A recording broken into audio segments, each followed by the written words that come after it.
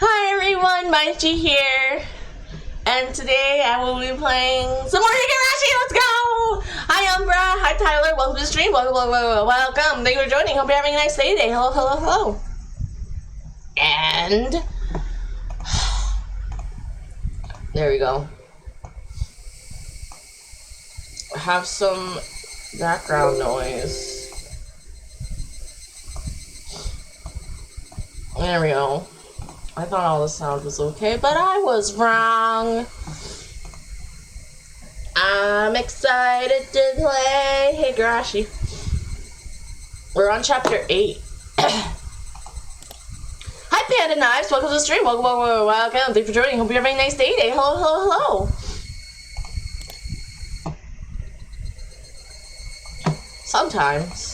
Sometimes I can be a bad influence. And with that bad influence, people should listen to me sometimes, but I do my best. The day of fate had become cast! Alright. The die of fate had been cast. Reporting to a public agency, which we kept being warned could instead result in something far worse for Satoko if we didn't have the evidence first. And just like that. Had I failed? Had I let my emotions get the better of me in that moment? Maybe I should have stayed silent and left everything to Mian, since she had been relatively calm. I remembered the punishment game where we had to badmouth Curry, and how me saying anything would have made it worse. And Satoko told us to leave the talking to her. Maybe it was the same thing here. I was impulsive, so maybe I should have just shut up and looked at the floor. But it was too late to lament it. The die I had thrown wouldn't be coming back into my hands. All we could do was pray for something good to happen. Popped in to say hello. No, okay. I hope you have a nice rest of your day, Panda Knives. Thanks for popping in to say hello. It was nice seeing you. I hope to see you again soon. Bye-bye for now. Ketchi-kun, you did everything you could, so leave it to the teachers now, okay? Everything I could? If I really gave it everything I had, if I had really struggled, I would have dragged Satoko out of her home last night and hidden her in some abandoned house. I didn't, so that means I didn't do everything I could. Stop thinking about it, alright? You're being a little too persistent, Ketchi-kun. At this rate, you'll collapse. Just leave me alone. I left her with those words and stared lazily up at the ceiling. I wondered if I'd really got Chie-sensei to understand. Would the public agency intervene and solve everything within the day? Would they acknowledge the abuse and guarantee her safety? After lunch break, our afternoon classes were mostly self-study. The teacher came back to the classroom occasionally, but then the phone in the lounge would ring and she'd have a long conversation with the caller. Everyone in class got the feeling they knew what these phone calls were about. Sensei came trotting back from the classroom. I'm really sorry for all the phone calls recently. Let's call it a day. President, please lead the class. Everybody stand up! It looked to me like Sensei had been wearing a dark expression ever since after lunch break. It wasn't a very relieving expression. It wouldn't be. Even if Sensei 100% understood the situation and passionately explained it to the other person. At the end, the Child Consultation Center, as a public agency, would be the ones to decide whether to get her to safety. Sensei understood that as well as us, and that's why she looked so unreliable right now. Kei-chan, let's go home. I don't think anyone feels like having the club today. Me-chan, it's no fun if someone's not here. Rina was right. It was no fun for us if someone was missing. If the teacher's expression had shown more promise, then maybe we could have gone home more comfortably. But I couldn't let myself feel relieved. I couldn't be naive and tell myself all I can do is pray, now that the dice have been cast. Just in case, they didn't get her to safety and decided to wait and see again. I need to take further measures. Everyone's in my spaceship. Everyone is inside. We've asked the people who could do something official already. Then there was one more place that was worth asking for help. She might laugh it off, or I might be right, and I could be endangering my own life. But I'd try. Oh, Mian, is it okay if I stop by your place today? You've got a lot of manga, right? I want to borrow a bunch of them. Huh? Sure, I guess. There was an ominous meaning behind my words, so Mian realized what I really meant right away. I wanted to talk about something alone. That's what I meant. Mi-chan, Kechi-kun, let's go home!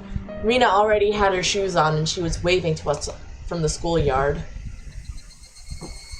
Mian's house was gigantic in every way imaginable. The house itself was a vaguely old-fashioned traditional Japanese house, but the yard, I guess, or their plot of land, was enormous. It easily convinced me that they really were major landowners, with Hinamizawa under their thumb. Mian brought me through the guest room, and a servant brought us some tea. Wow, you really are rich, huh? You've even got housekeepers. Grandma and I are the only ones who live here. I wouldn't be able to do everything myself. The servant left, telling us it was 5 o'clock, then withdrew with soft footsteps. You get home at 5? I usually got home around, 2:30. 2:30, closer to 3. If I wasn't hanging out with friends, then yeah, I would leave later. Wow, your classes get out really late. Amazing.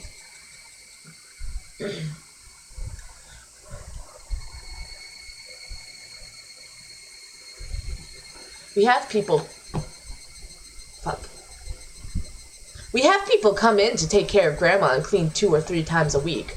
They come in rotations of 3 or 4, so there's someone here almost every day. Only until evening, though. Oh, and if we're having a party or something where we need more help, we call up different people. If you have the money to hire all these people, then just take Satoko in. I glared at her as I thought that, and Mian seemed to catch on immediately. Oh, sorry. It's fine. I know it's not a money problem. Just to be clear, my family may be rich, but it's not money that I can use freely for myself, okay? I don't want you to misunderstand that. It kind of looked like I was bullying her. Mian had been apologizing to me a lot lately. Was Mian the sort of person who would do that this much? Maybe it's just that I've been looking so grim lately. So, what's up? You had something to talk about, right? I have something pretty serious to discuss, Mian. This will be sudden, and you might be surprised, but I want you to hear me out. Huh? What? Oh, I'll give you a way out first. Even if what I say is true, you don't need to admit it. You're allowed to play dumb, but I want you to listen until the end. I have something to say to the next leader of what's still the most important of the 3 families of Onagafuchi village, Mian Sonozaki. At first, Mian looked like she had no idea what I was saying, but at hearing the whole sentence and putting it together, she reacted. Where did you hear that? It doesn't really matter. I definitely couldn't tell her who told me. Takano-san, you told me not to, but please forgive me. This was why I asked you about it after all. I was surprised just that you'd heard of Onagafuchi village, Kei-chan, but you seem to know a lot of things, both true and false, about me too. Yeah, true and false. I really might just have the wrong impression here, but I'm okay with that, so listen. And if it really is true, I don't know what you're getting at, Kei-chan, but let me say this beforehand. You've got a big misunderstanding, so if it were possible, I wouldn't want to hear what you're about to say.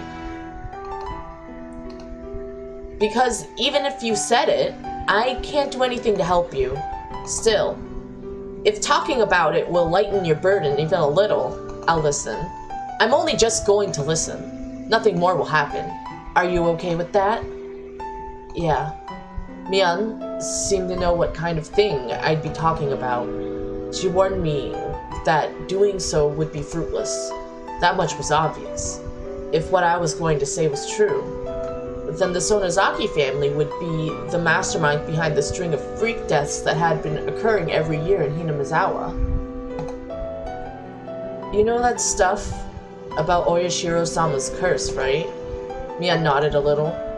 No one knows what it is or why it happens. Even if each incident is solved, the string of deaths and accidents as a whole is still a mystery.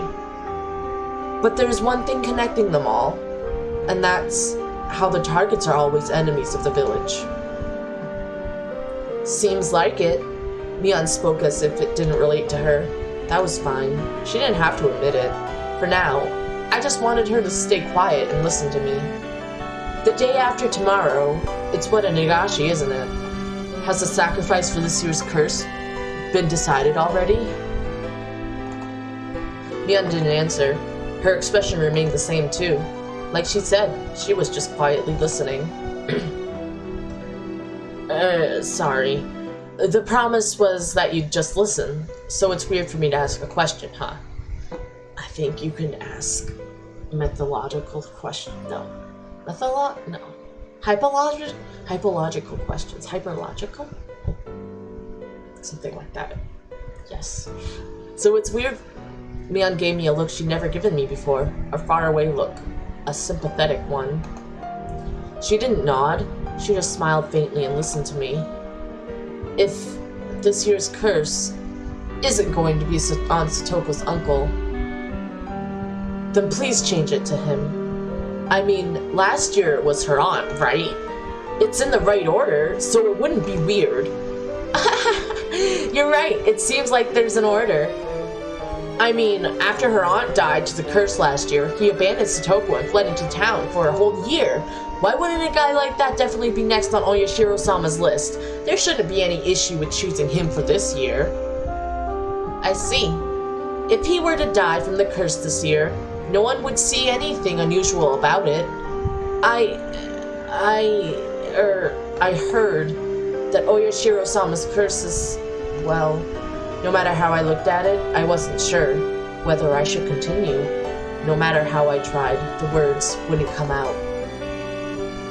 The string of freak deaths in Hinamizawa, also called Oyashiro-sama's curse, you're saying they're incidents perpetrated by the village, carried out by the three families at the Sonozaki's instructions? Is that it? I don't care one bit whether you have anything to do with it. I'm just saying, if you have any way of communicating with whoever decides to target the curse, then I just want you to tell them to choose Satoko's uncle. Please. Everything you've been saying has been terrible. If the freak death incidents in Hinamizawa were carried out by the will of the Sonozaki family, that would mean the main culprit would be me, wouldn't it? I would have chosen the target of the curse, given the instructions, killed many people, and gotten rid of others. You're calling me a murderer, Kei-chan. I didn't say that! Didn't you listen to me? I don't care whether you're the one behind the murders or not. I just don't. Even if you were the culprit, it doesn't change the fact that you're my friend. It doesn't matter at all. If the police were chasing you, I'd come to help. I'd make you an alibi and even help you escape. Because we're friends and comrades, aren't we? Hi, Reanider? 24 Miller, welcome to the stream. Welcome. Thanks for joining. Hope you're having a nice day. Hello, and I'm sorry I butchered your name, and welcome to the UFO, and I noticed that you followed me. It's nice seeing you. Hello, and welcome to the UFO, and I hope you enjoy your stay while you're here. You followed exactly 20 hours ago, according to my activity feed. So I'm happy that I got to do the spiel at you. Mian looked surprised for a while. She was dumbfounded. Now you're declaring yourself complicit? Kei-chan, that's pretty bold of you. Come on, don't interrupt. Satoko's uncle, choose him for... Stop right there, Kei-chan. I want to start on dinner soon, so I'd like to leave things at this. Mian! I then realized that my cheeks were wet with tears. They slid down my chin and fell, drip-drop, to the tatami mat. It's like I said at the start. You've got a big misunderstanding. Oyashiro-sama's curse is just that. Even if there were people behind those incidents, they don't have anything to do with the Sonozaki family, or me either. Right. I understand that. It's just... It was touching to hear such a desperate plea, Kei-chan. But that was all it was. Even if I wanted to help, I can't. You understand that too, right? Yeah. But now I know how you feel, so well it hurts. If I really were, like you said, the one controlling the 3 families and choosing the sacrifices every year, I'd probably grant your wish. Mian! But the reality is different. I'm just Mian Shinozaki. My family may be the subject of all sorts of bad rumors about controlling Hinamizawa from the shadows, but we have nothing to do with the freak death incidents. We may have been a little extreme during the damn war, but that's all. We would never do something so insane as to kill people. Don't say such sad things. Right now, at least, I don't care. Why can't you just be nice and lie to me? Kei-chan, you're free to believe what you like. If I lied to you now, you'd be convinced Satoko would be freed the night after tomorrow, and you'd be able to shed much of your burden. However, reality is harsh. Satoko's uncle will survive beyond that day. He'd still be alive next week, and the week after that. My first stream to Twitch was sometime in December. So my year is coming up. I should plan something for that. I didn't plan anything for YouTube. Because my year for YouTube already came and went. But I plan on doing more with my YouTube. It's just taking a bit. Because creative shit takes a bit when you're busy at the same time. And when you mostly think about it and don't do, which I'm trying to do, but I'm thinking a lot about it because I'm trying to figure out what exactly I want to do and what songs I want to do and what I want to do with my YouTube and stuff. And I downloaded an audio thing and I downloaded an audio thing and I downloaded a movie editor thing. So I plan on doing shit soon. I hope. I forgot to do... Oh shit, I forgot to take them. I need to take them. Now that I remember... No, I can't... No. However, reality is harsh. So was yeah. You need to prepare yourself for that. I don't want you coming to me the day after one in Nagashi and demanding to know why he wasn't killed. Mian stood up slowly and closed the sliding door to keep out the wind that had grown chilly. Was it Mio-san? Did she give you all those ideas? She really likes to misunderstand things about Hinamizawa. Well, we can let her have her fun. But I don't really want her influencing you, Kei-chan. Jeez, this is why outsiders are no good. Takano-san has nothing to do with it. Right. Don't worry. Even though I know she told you about it, Kei-chan, nothing's going to happen. It's not like Mio-san will be chosen for this year's curse. Besides, we don't even know for sure if the curse will happen this year. Maybe it was all just a pile of unfortunate coincidences. Thanks for listening. If you aren't connected to the serial deaths at all, that must have been an uncomfortable conversation. I'll apologize for it. I see. You'll apologize for it.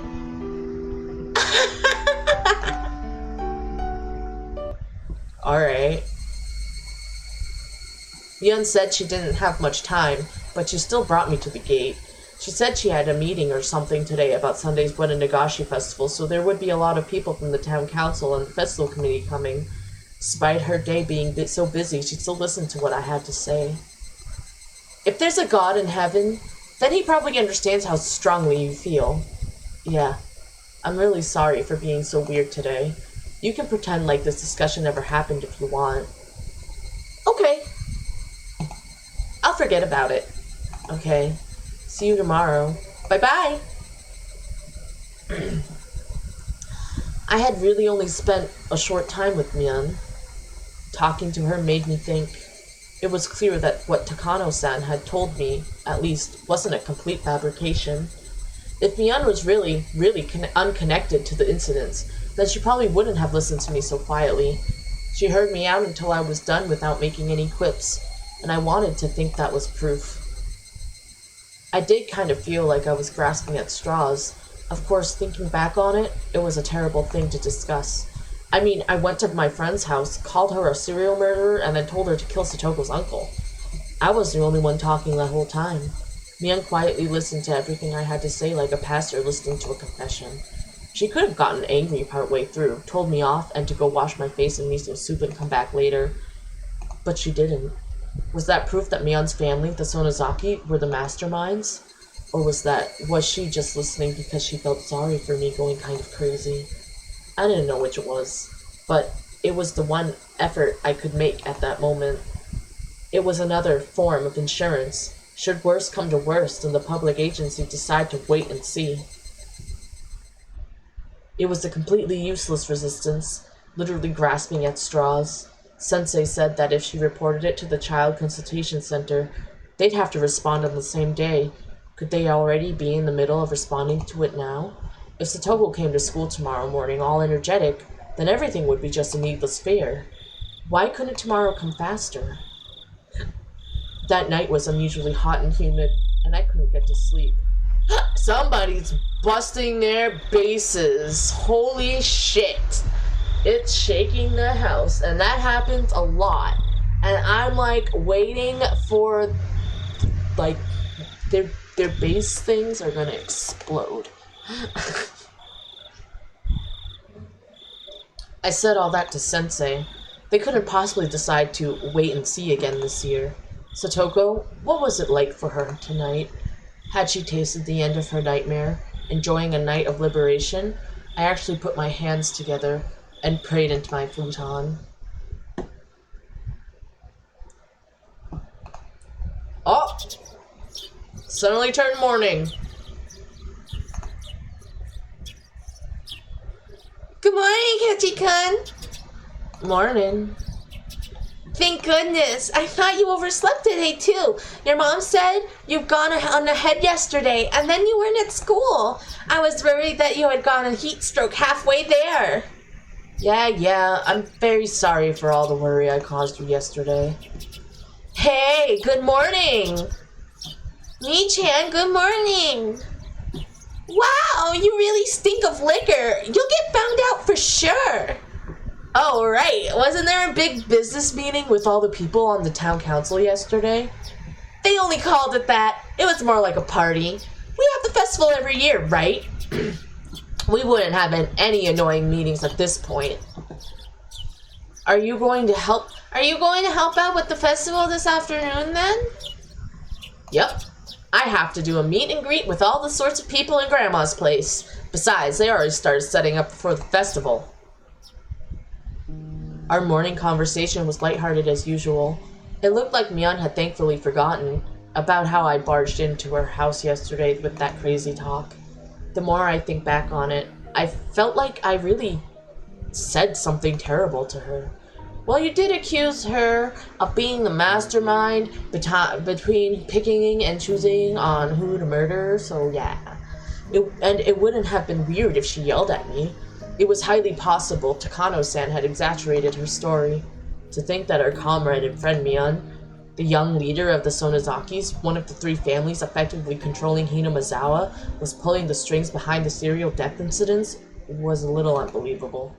But if there was even 1% chance that it was true, then what I said yesterday to Mian might have been a success.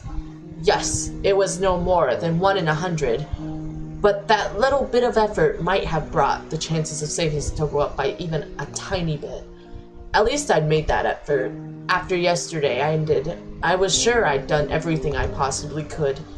If there was something else I could do, it was probably just to clap my hands and pray that Satoko's uncle would be killed by the curse. I hope Satoko makes it today. Me too.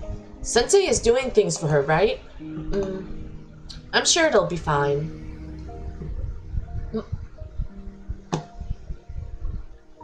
My aunt is a welfare agent in the Hinamazawa district. I gave her a call last night. Huh? I didn't know your aunt was a welfare officer. What happened? Did you tell her about Satoko-chan? Yep. Chie-sensei called the Child's Consultation Center right after we talked to her. A child welfare officer apparently visited before the night was over. My aunt said that they were going to pay visits at regular intervals from now on.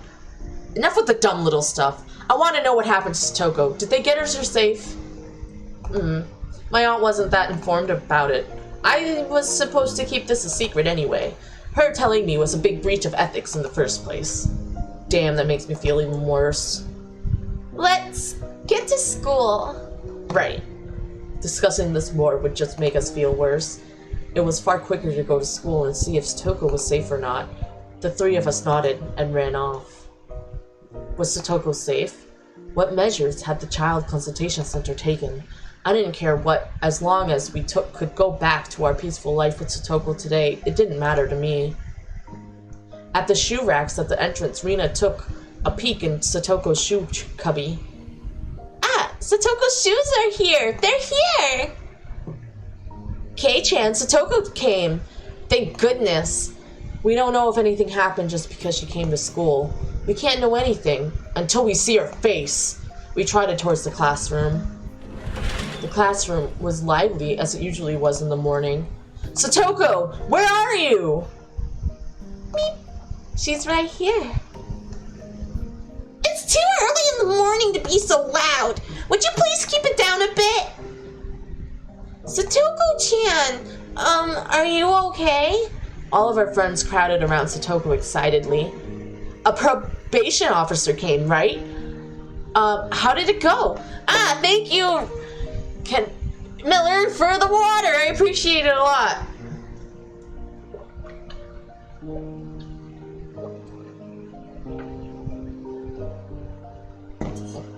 I probably needed it. Delicious. Who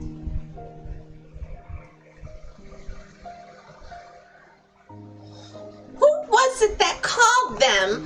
I swear, it was quite a mess, you know. It was the teacher. You were absent for so long, of course she was worried.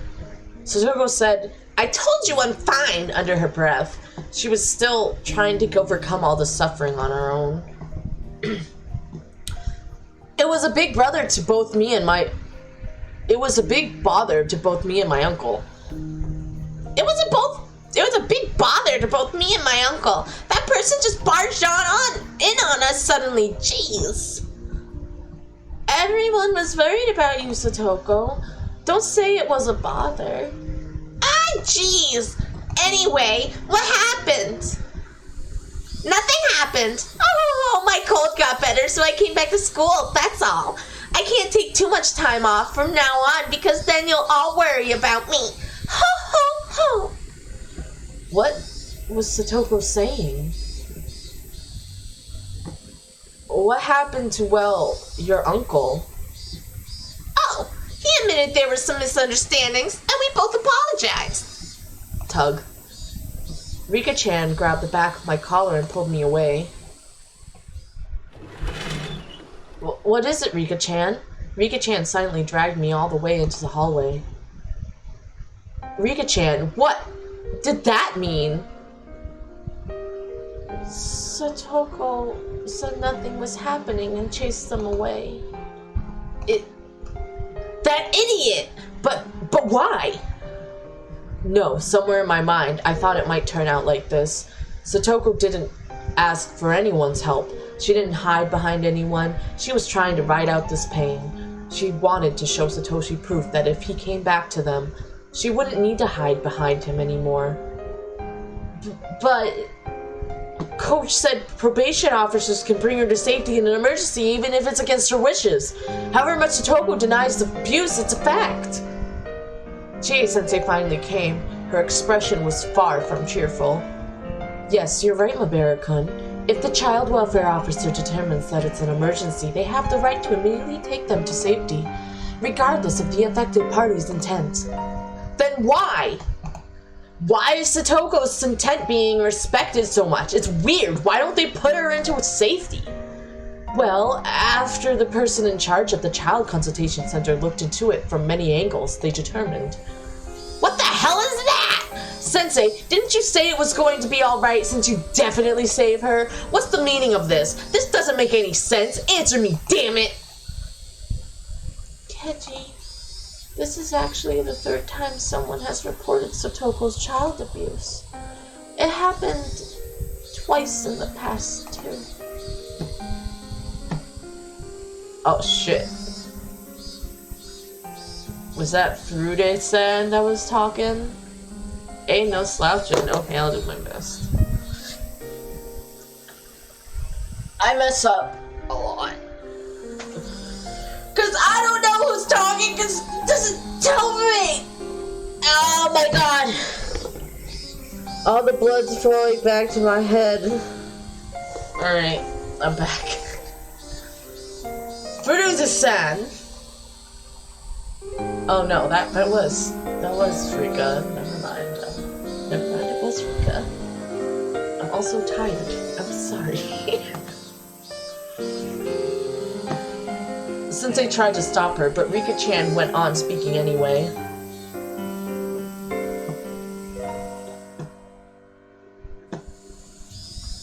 Twice before? I heard they decided to wait and see after reporting it the winter before last, but it happened before then too? Satoko's father, who died, wasn't her real father. What? Rika-chan, what? I'm stunned at the sudden revelation. I had no idea what Rika-chan wanted to tell me, but it seemed really important, so I couldn't get a word in either. Satoko's mother remarried. She brought Satoko and Satoshi with her, so they weren't related by blood to their father. Satoshi was a good kid. One who listened politely to what adults told him. He immediately welcomed by their new father, and was loved. But Satoko was different. She was rebellious, she told lies, she played pranks. Her stepfather didn't like her at all. What? So, what do you mean? Hi, Cheetah, welcome to the stream. Welcome to the journey. Hope you're having a nice day. Hello. And thank you for the no slouching again. Even before she was given to their uncle and his wife, Satoko didn't have a very good relationship with her family. Of course her stepfather didn't have any malicious intent at the start. At first, he must have worked hard to get his new daughter to accept him. But the young Satoko didn't make any effort at all towards that end. She was distant towards her stepfather, and never opened her heart to him even a little. She just got on his nerves all the time, with seemingly forced lies and pranks. Her father's discipline and punishment must have been loving at first, of course, but that, too, faded quickly. I don't know, because I wasn't in Higumazawa at the time, but I learned this on the phone yesterday.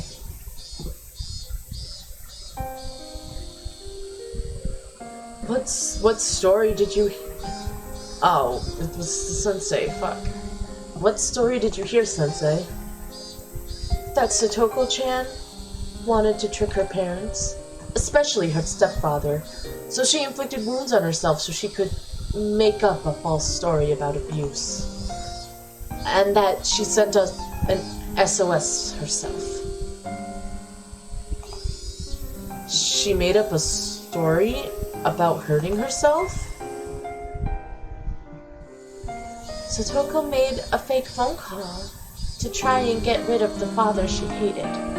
Child welfare officers rushed there and heard the story. Her father genuinely apologized for a few times when he had gone too far, and agreed to let the Child Welfare Center give him coaching. Related agencies looked into it quite a bit. They determined that Satoko-chan and her stepfather's hearts not being quite matched up was the cause of the incident. But they found another problem above that with Satoko-chan. A problem with Satoko? What was it? Satoko's mother, There were a few times where she had lived with de facto husbands, though those relationships didn't result in remarriage. From a young age, Satoko had been forced to call at least 2 or 3 people her father. At some point, Satoko's pranks escalated. She would spill food on purpose, turn over her plate, and even throw it. She would break the windows in the neighborhood and shoplift candy. She would put thumbtacks everywhere and set other traps to seriously hurt people. Not in the way she did now, just to get laughs. She was also fond of telling lies that would be found out right away, and people got mad at her every time. But she never, ever changed her behavior. Please don't think Satoko-chan was a problem child. Satoko-chan was young. It was an act of self-defense that she had to take against the unknown men her mother had chosen. In regards to Satoko's problematic behavior, child psychologists experts from public institutions indicated her actions were to draw her mother's attention to herself. They acknowledged that she had a form of harmful emotional trauma and declared that she needed counseling and therapy from professionals. They didn't know whether that therapy had healed the wounds in her heart. Satoko-chan probably purposely hurt herself and told them that she was being abused by her stepfather in an attempt to chase him out. But in the end, her stepfather did abuse her, right? No.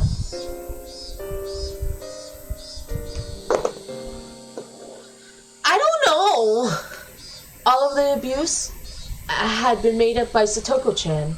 Her stepfather, of course, may have scolded her in a somewhat emotional way, but it was nothing out of the ordinary. I don't understand. Why did she have a problem with... Oh, wait, she had so many... I don't know. My parents never divorced, so I guess I never had that issue. So I guess I don't fully understand why she's going nuts and pretending to be abused by... I guess she wanted them out of her life and she just wanted...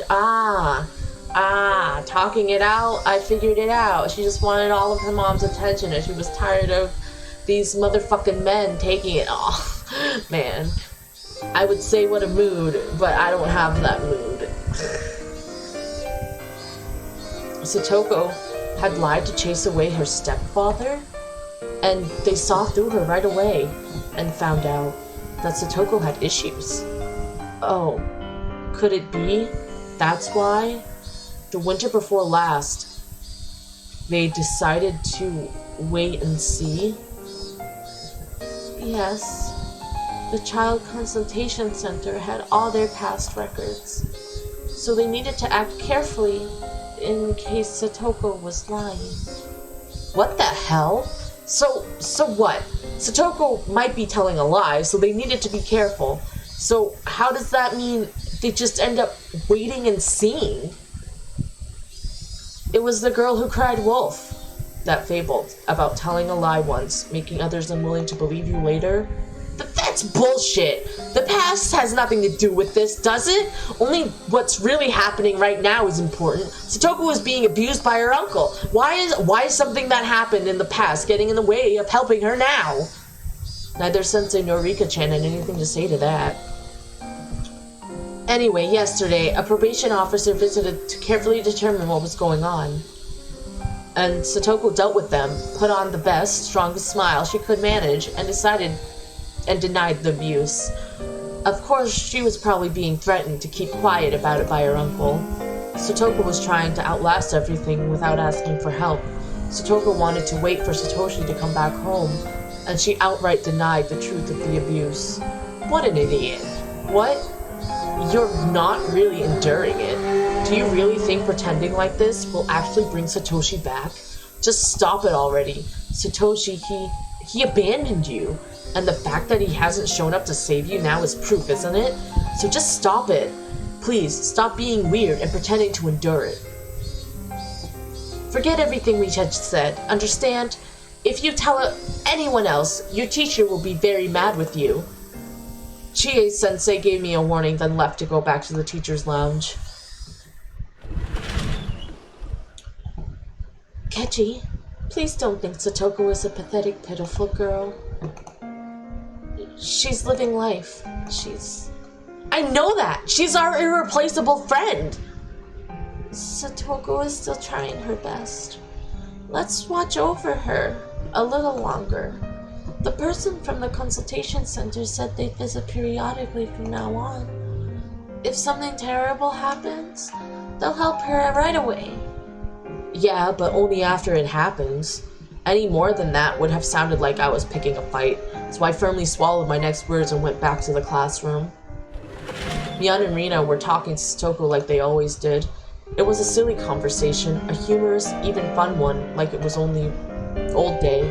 If Satoko really said she could still endure it, then maybe I should do as Rika-chan said and watch over her. Maybe whatever help I offer will just go unwanted.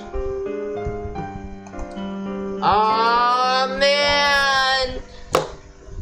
What's gonna happen to Satoko? Cause Satoko's being like, there's no abuse, but yet there's gonna be abuse.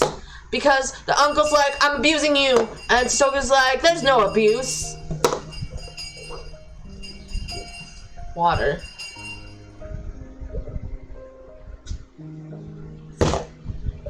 Ah. Okay, why don't we all have lunch? Beep.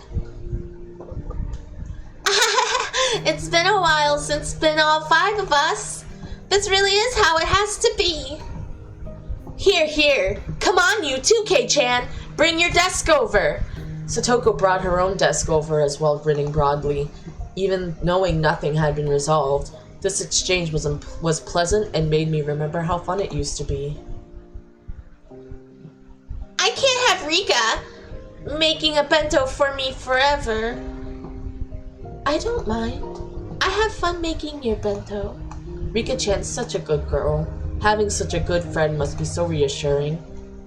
I put in a big steak, and Satoko puts in the burnt stuff. So if it was just Satoko, it would be so sad, so very sad, Nipa. I take it back. Well, she's Rika-chan after all. Hey, come on, look! I've got omelet rice today. Mushrooms and stuff are delicious. Delicious! How? Yo, mushrooms. Yo, that sounds fucking delicious. Yo, I'm thinking about mushrooms, like different mushroom sauces with sauteed mushrooms in them. I'm thinking about like the mushrooms that you can get from Chinese restaurants that are like doused in that sauce. I don't know what the sauce is called, but if you know what the sauce is called, good for you. I bet the sauce is fucking delicious. Because it is delicious. It's been a long time since I had those mushroom things. Those mushroom things are so greasy it makes the poop just fly out of you. So yeah, if you ever need help pooping, eat those mushroom things. If you're allergic to mushrooms, don't eat the mushroom things and find something else to eat, like fiber. I hear fiber is good for pooping. I don't think I eat enough fiber, but I have no idea. My tummy's been on the rise of like being uncomfortable. Today has been uncomfortable. I'm just rambling. How? I say it every time, but your craftsmanship is splendid. You could become a wife whenever and not have a problem. A wife? A wife? Eating a wife. How? Using the word wife is totally forbidden around Rina. Please don't say it again. I'll think about it what I've done a little. By the way, what's in your lunch, Mion? It looks different again today. We're all waiting in anticipation. It's a rich assortment of side dishes left over from what my uncle brought last night.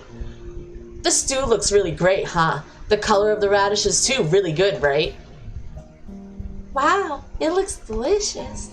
Stew tastes best when it's left overnight. This looks like it would be really good, and so there'll be none left for Satoko. I'll eat it all and tell you what I think, so just be quiet and watch. What was that? Hand over my portion too! Elbow punch, head butt.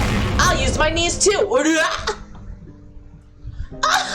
Oh, at close range like this, my advantage is unwavering. Ketchy-san, the Daigon in your portion tastes really good.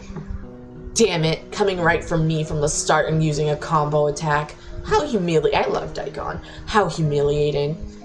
This little exchange, how long had it been? It looked like they'd ended up going with the wait-and-see approach, but maybe her uncle had realized he'd gone a little too far and would dial it back now? If her treatment improved a little, would that be a good thing? Satoko was grinning wider than I'd ever seen as she chomped down on her mouthful of the daikon she'd plundered from me. Did it really taste that good? Satoko was somewhat cute like that, and just as I'd done many times, I grabbed her head and started petting it. Catch! Smack! Flip-flop! Clatter! Clatter! Huh? Satoko-chan? It was so sudden that for a moment I didn't know what had happened. The back of my hand was stinging. I went to pet Satoko's head, and then she hit my hand? What's wrong, Satoko? Satoko was scratching at her head, as though a pimple or something had appeared on it and became itchy. It was so sudden and so unprovoked that I didn't understand what happened. What's wrong, Satoko? At some point, her body had been covered in a thin layer of sweat, and her breathing had turned ragged.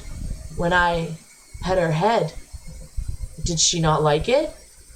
Was that what it meant? Hey, did you dislike being petted? Once again, slowly, I held out the palm of my hand and brought it close to Satoko's head. The instant the palm of my hand touched her head, there was a shock like static electricity, and Satoko began to howl.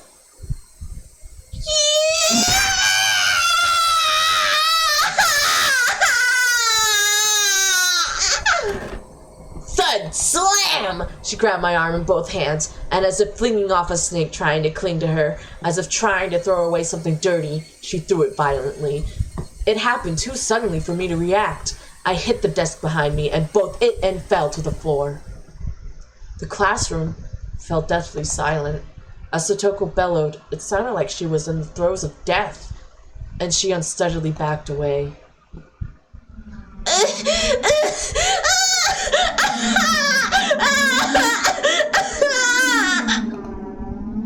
Then she threw up the food she'd just eaten.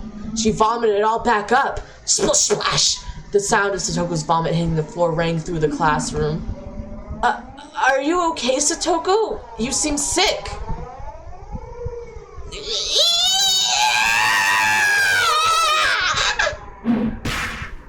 I reached out a hand, and she swatted it away with all her might, with such extreme strength that I fell onto the floor again. Satoko put both hands on her head as though protecting it, groaned some more, and took a few steps back.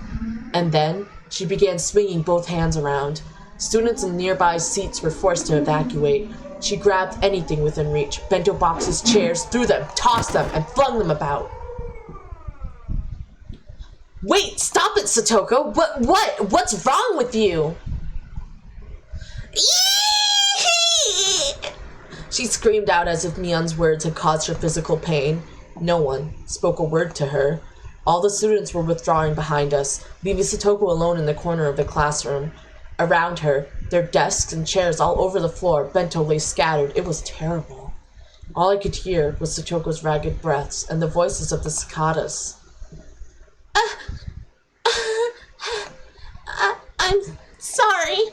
The strings of tension loosened around Satoko, and maybe she suddenly grew scared of her own actions, because she started trembling and gave a word of apology. But nobody knew just who that apology was directed towards. So, for now, I decided to answer as everyone's representative. No, it's fine. Are you alright? I'm sorry. I'm sorry. I'm sorry. I'm sorry. Our words didn't match each other at all. Satoko hugged her shoulders, and back she went. Bang! She ran into the locker with the cleaning supplies in it. Even that made her give a little yelp. The impact caused the bucket atop the locker to fall, making a loud sound, and that scared Satoko most of all. She almost jumped out of her skin, grabbing a bunch of the curtain in her hands. Nobody spoke to her. They could only look, not even remembering to blink. I'm sorry. I'm sorry. I'm sorry. I'm sorry. It wasn't me. It wasn't me. Satoko? What on earth? I stood up, took a step away from everyone, and approached Satoko. What happened?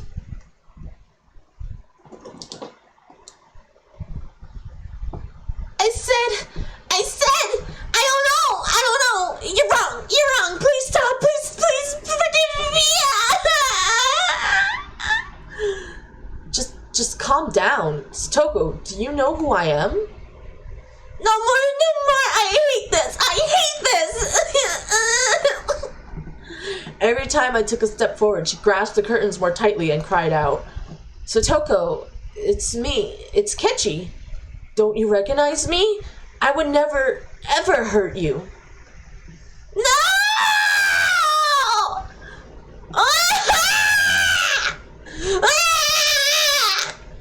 Come on, calm down. It's all right. I'm your friend. Help me! I don't want to be scared. It feels bad. No, I don't want. Suddenly, my shoulders were grabbed and I was dragged backward. It was Rina. Sorry, Kechi-kun.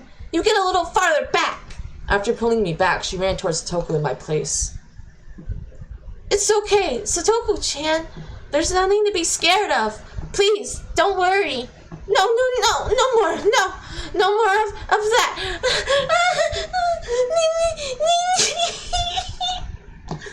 Help me.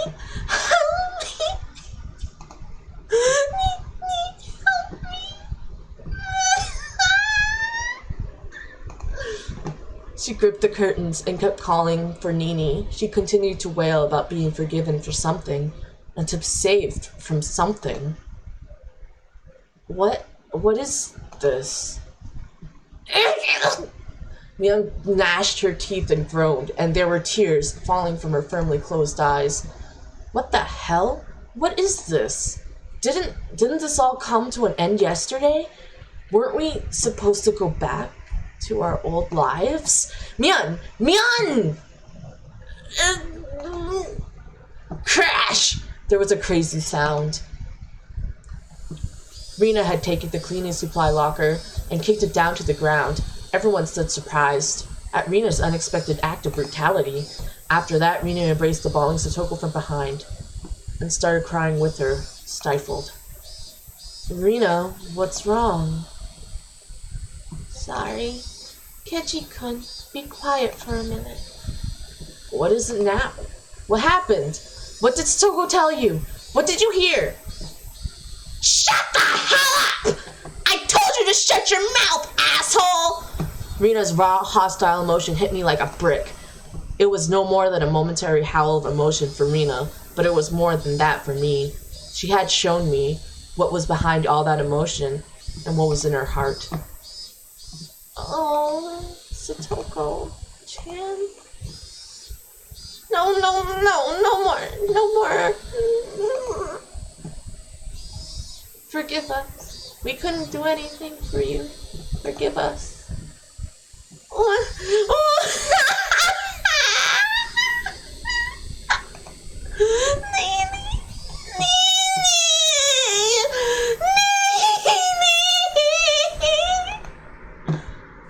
I'm sorry. Forgive us for being unable to do anything. Rina's words made me feel as though the blood vessels in the back of my head were suddenly all turning to ash. My vision grew distant, blurred with gray, and the world lost its color. I thought we could save Satoko, but though I knew it'd be the sooner the better, I thought there was no time limit for doing that. I never even dreamed that we could be too late. I'd been making a huge mistake. I thought Satoko could be hurt, but never that she'd break. It was such a huge mistake. People, they break. Thinking that they don't is absolutely absurd. We needed to save Satoko. We needed to save her before she broke. That fatal lapse of awareness had brought this on. Whose fault was it? That went without saying. Mine. No, ours. We all took on the duty of saving Satoko, but we were negligent to the point of laziness. In that sense, this was the inevitable result. Even if this didn't happen today, and it happened tomorrow, or the day after, or next week, we would have just sat around doing nothing until that day. So this was the obvious result. I slumped down to my knees, just as Mian and Rika-chan had done, and I too closed my eyes tight and couldn't stop myself from sobbing. What is all this noise about? Wait, what's happened? The teacher came, and her face screwed up at the terrible spectacle before her. The instant she realized the teacher was here, Satoko went through another complete change. She wiped her face with the curtains and, like nothing happened, smiled. Hojo-san? What on earth is going on here? Excuse me. I just got into a little squabble with Rina-san is all. We went a little crazy over our lunches, right? Rina didn't nod in reply, but then, since Satoko wished it, she nodded without strength.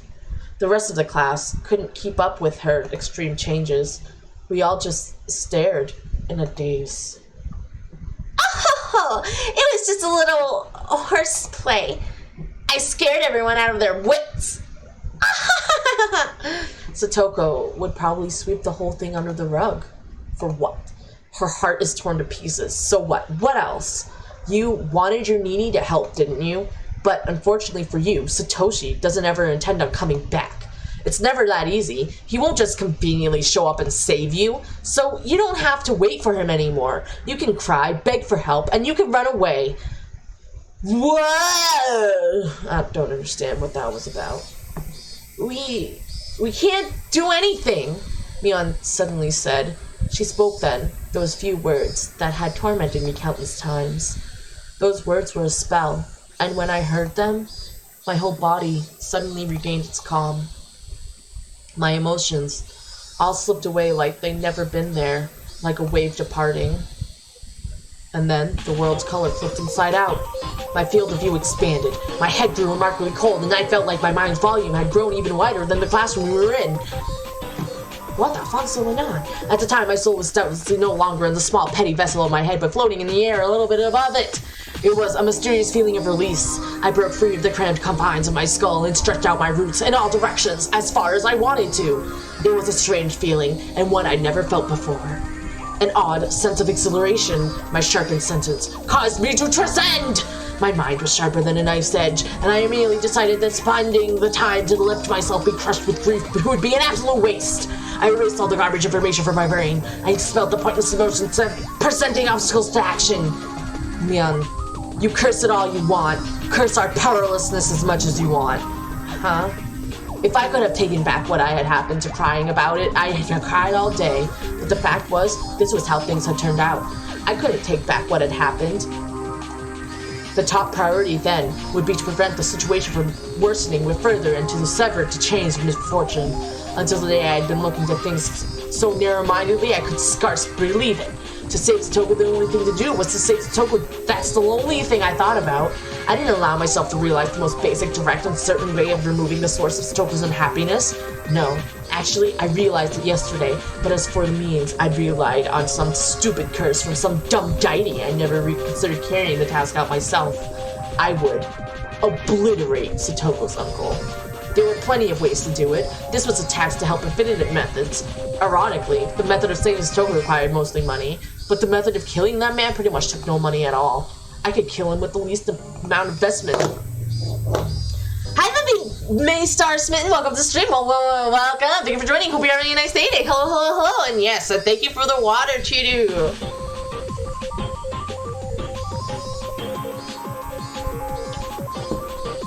We are to the part where Kenji believes he could become a murderer. I could kill him with the least amount of investment. The least amount of money suited him.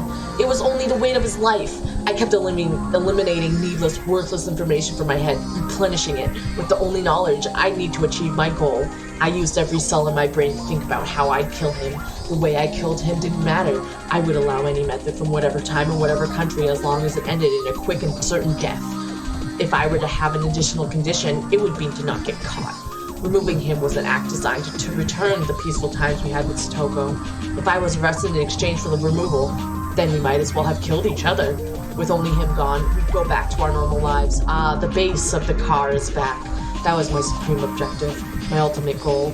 kill him, definitely. But definitely don't leave evidence either. Two alternatives at odds with one another. The condition of not leaving a trace back to me automatically narrowed the number of murder methods. No witness was an absolute must. Fortunately, given the right time in Hinamizawa, there would be nobody around.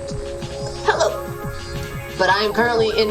Oh no, I'm sorry that you are in ad void. I hope it's a good ad, or at least an interesting one. I would hate to have boring ads, but it might be like ads that everybody already has, like that. Ooh, do you get the 3D Dorito ad? I support that ad. I like 3D Doritos, unless Doritos suck.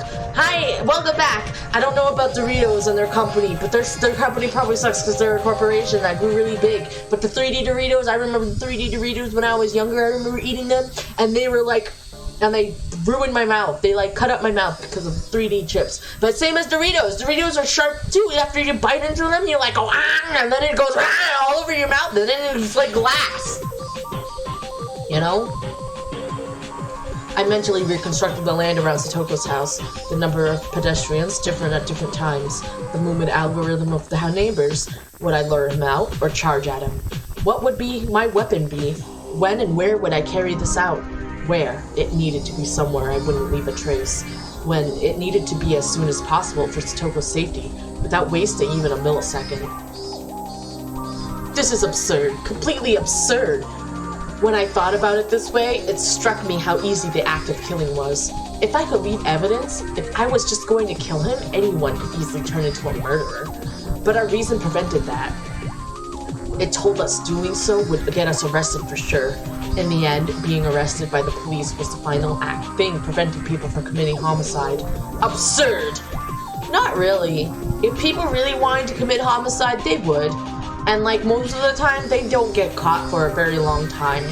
At least all the true crime stories that I'm listening to, unless they were really stupid about it, then yeah, they would get caught. But if they weren't stupid about it, most of the time cops leave them alone, especially if they are... No. Roof of mouth do get the stabby stab. Yeah, they do get the stabby stab from chips. It sucks. But like, to be honest, cops usually leave white people alone, so... So if you're white and a murderer, you have a higher chance of being able to escape. I don't know about Kechimabera. He might have a high probability of escaping. He's also a child. And most of the time, if he doesn't let his conscience dictate his life, he could probably get away with it unless somebody saw him and he was a dumb child that left evidence and shit. I've heard of young people doing murders, but this is like, what would this be? I don't know. He's trying to do something heroic. Killing the uncle, who is an abusive asshole, who I think is an alcoholic, if I remember, deserves to die. Yes. But in Kechimabera's hands, in this fictional world, yeah, why not? Let's go. You go, Kechimabera. You kill that man. Anyone would drop those they hated into the depths if they do that. The only Mabera, the only good white knight. It was all too easy to simply remove him. I could leave class right now, grab a metal baseball bat or something from the schoolyard, go to his house, and attack him. Estimated time would be 25 minutes. If I wanted us to kill each other, it wouldn't even be minutes. I could do it in 1500 seconds. I knew just how much his continued existence depended on me. He was nothing. I could expel him from this world within just 1500 seconds after making up my mind. From when I decided what to do, he only had 1500 seconds. Actually, if I ran full speed to his house, that number would go down even further. But he was alive. He was still part of this world at the very moment, having torn Satoko's body and mind into shreds. Why? Because I was letting him live? I was permitting him to live, so he was alive. If I resigned that permission, he would be evacuating this mortal coil within 1500 seconds. You think I'd let you live to breathe even 1500 more seconds of air? I'm taking that permission back right here, right now. You'd better thank me for letting you live until today. However, I actually need more than 1500 seconds. I'm not just gonna end you. Getting back our old lives is far more important. It's only you I'll be cutting out of this world. They won't find a culprit. I'll forget that I dirty my hands on the likes of you as I brush my teeth before bed. So to do that, I'll make a special exception for you and give you more than 1,500 seconds. I'll give you a special permission to keep on living as you have until I can construct the perfect plan to your murder. Wait, Ketchy, you can't let that time go to waste. Yeah, I know. I'll kill him quickly. I'll remove him with certainty. I won't misuse any time to think of a plan.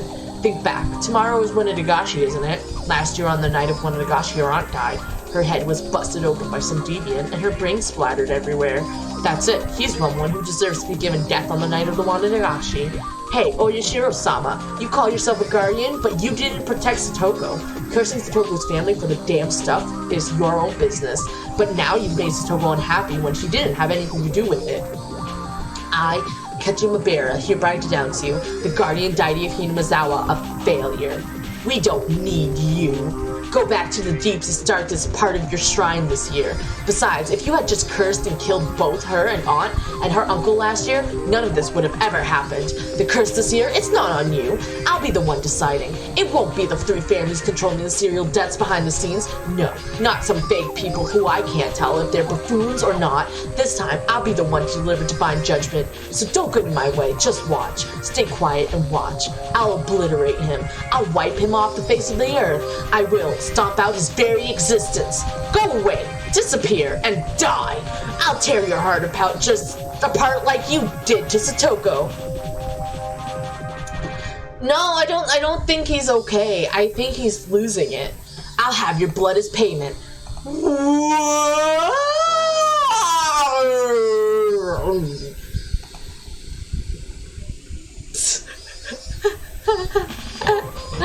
What the fuck? Ketchy-kun, are you alright? Rina Mian and Rika-chan were looking after me. Had I fallen to the floor? You surprised us. You suddenly fell down. Were you having a nightmare? You were moaning. Shut it. Quit squeaking at me like that. Eep! My friends gave a start and backed away. What? Rina and the others, they exchanged glances unsure of what to say, and stood confused for a few moments. Was that your voice, Ketchy-kun? Of course it was! Rina gulped firmly and opened her mouth. For a second, Ketchy-kun, your eyes were really scary. My eyes? Probably just a trick of the light. Don't waste my time. Really... That's okay, Umber. I'm really sleepy, too. Thank you for the lurk. I appreciate it a lot. Thank you. I'm not mistaken. I've never seen those kinds of eyes before. And eyes of a murderer? Well, soon-to-be murderer? What were these guys talking about? They've all been too scared of me lately. You are Ketchy Mabera-kun, right? What was Rina saying? Who else do I look like except Ketchy Mabera? The look I gave her seemed to speak quite eloquently to those irritated thoughts. She understood and quickly apologized. I'm sorry. Don't worry about it.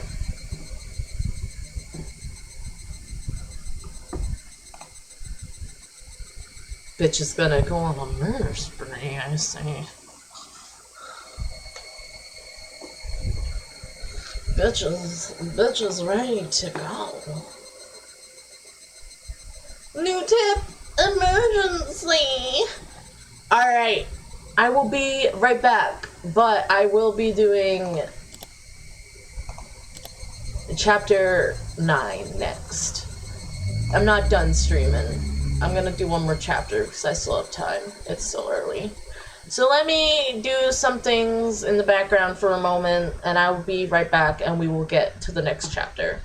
Okay, thank you for waiting and being patient, and thank you for being here with me, everyone. The lurkers, the talkers, the people who want to listen, and just appreciate the story that's going on. And I'm sorry about my terrible voice acting. I'm doing my best. Thank you, everyone, for joining me. I will be right back. Yeehaw!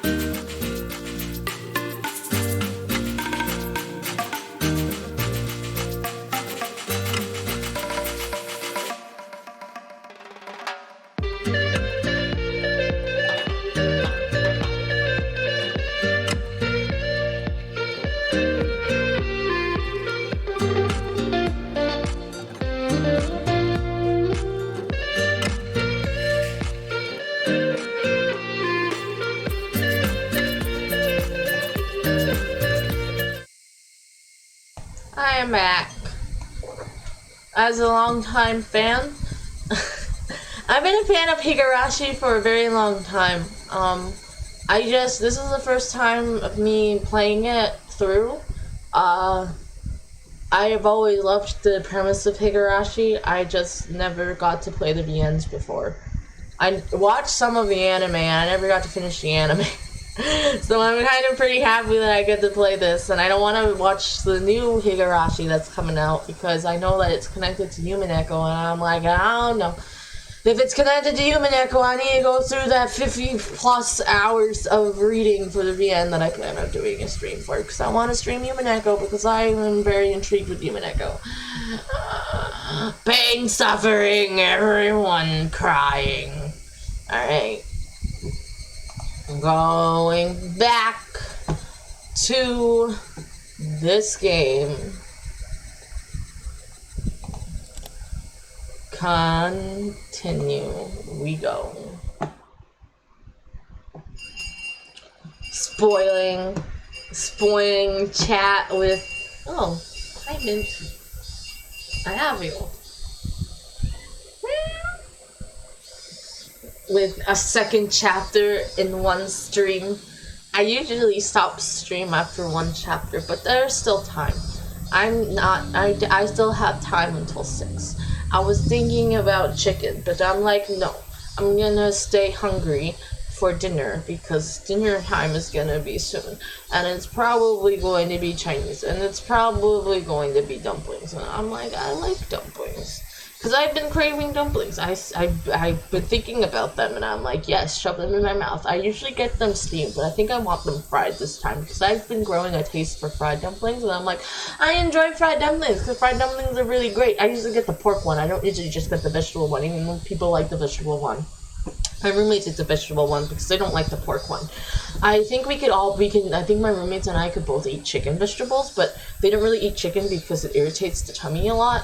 So yeah, so most of the time it's just vegetables, dumplings, and wontons. And I have pork wontons that I can cook too.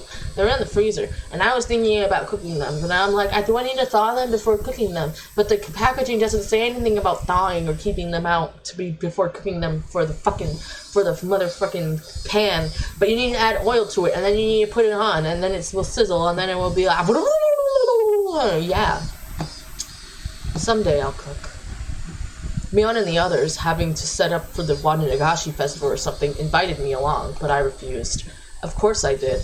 How could they be taking it easy and setting up for a festival in this situation? Mion had a lot of nerve.